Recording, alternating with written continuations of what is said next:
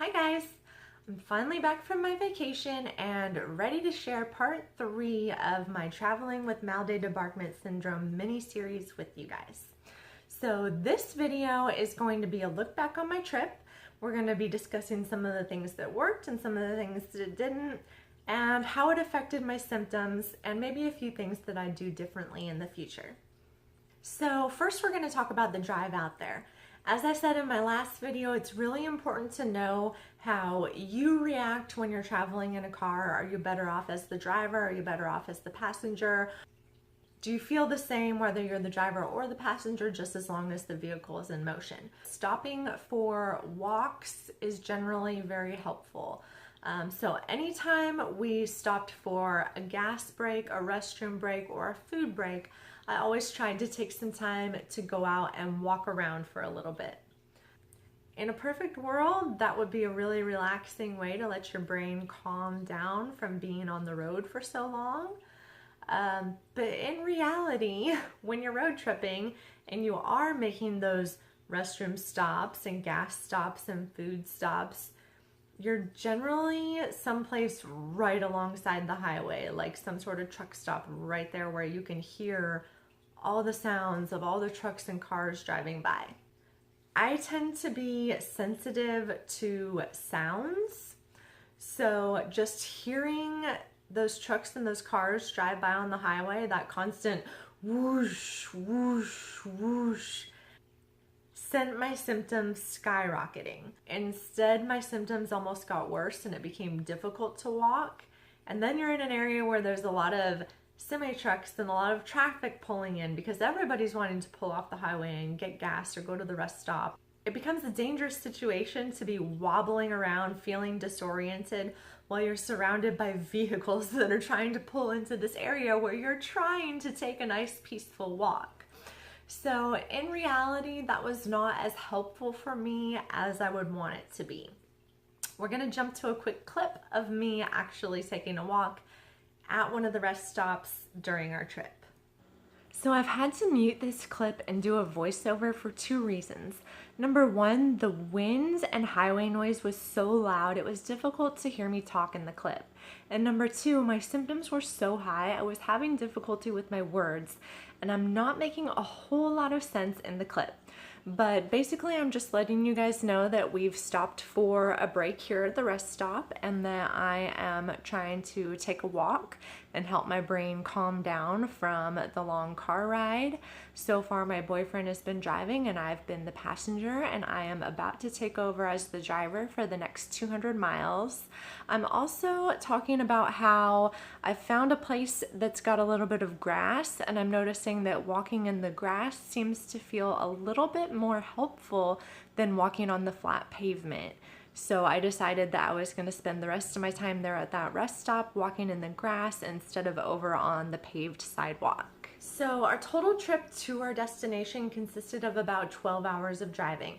In my younger days, before I had Debarquement syndrome, I definitely would have tried to make that trip in one day, but that much time on the road would really cause a spike in my symptoms and make it much harder for me to enjoy my vacation. So what we do now is we split the trip. So we spent about 6 hours on the road the first day, then stopped and spent the night in a hotel to kind of let my brain calm back down. I really had everything going against me this trip. There was a lot of weather changes in the barometric pressure. We were literally driving straight into a storm on this trip, and not just any storm, it was a snowstorm in the middle of April. So when we stopped at our first stop, we were actually in Amarillo, Texas. It was really windy, and because Texas is so flat, those winds really get roaring. Feeling the wind, seeing the wind, all of that can really send my symptoms skyrocketing. So I had a really hard time getting my symptoms to settle back down and calm down after being on the road for so long. Basically, I felt awful after checking into the hotel. I did use some of my aromatherapy, the chill pill that I showed you guys in my last video, and this really helped to get my symptoms to settle down just a little bit so that I could get a good night's sleep and be ready for the road the next day. So we made it to our final destination about 1 o'clock in the afternoon the next day, and it was a beautiful sunny day in the Rocky Mountains. We were headed to Colorado. That beautiful weather didn't last for long. It actually ended up snowing that night, and it snowed off and on for the next few days that we were there, but we don't get to see a whole lot of snow here in Texas, so it was nice to get to see that. Even though the weather really made my symptoms skyrocket and made it difficult for me to enjoy every moment of my vacation, it's really important for me to remember in those moments that spike in symptoms that I feel from traveling or from the weather changes is all temporary. If I let myself get caught up in that and start thinking, oh my gosh, I've caused some sort of permanent damage by taking this trip, I never should have taken this trip, I'm going to be worse off than I ever was before and I'm never going to get better, that stress is just going to make those symptoms feel even worse, and it's going to be even more difficult for me to enjoy my vacation. So it's really important for me to keep in mind not to stress about it, to know that this is just a temporary spike in symptoms, and to remember that even at home, trying to avoid all my triggers, I still have temporary spikes in symptoms. So I might as well go out and live my life and try to enjoy every moment that I can, because let's face it, we feel like crap. We feel like crap when we're walking, we feel like crap when we're standing, we feel like crap when we're sitting, we feel like crap when we're laying. So why not just get out there and enjoy our lives, right?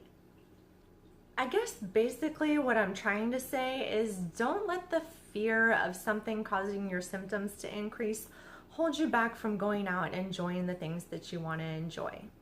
So the only thing that I did different on this trip that I haven't done before during my previous vacations was using this backpack purse instead of the typical single shoulder purse that I usually use, because I had mentioned that I feel like this throws off my balance and makes me feel like I'm wobbling side to side.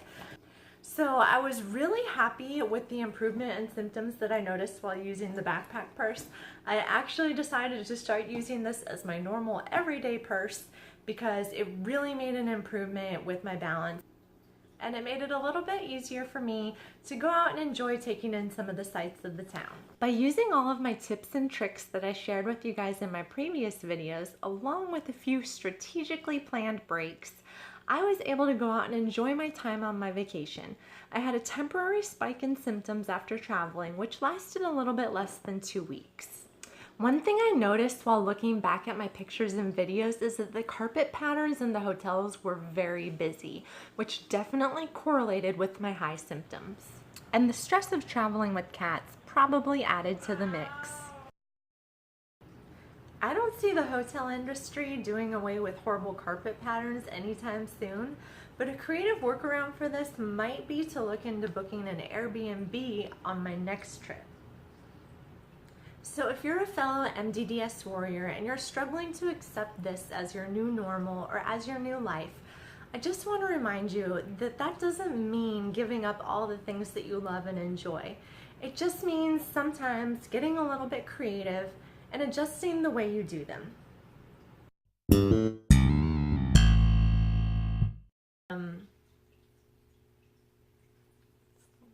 What's the word?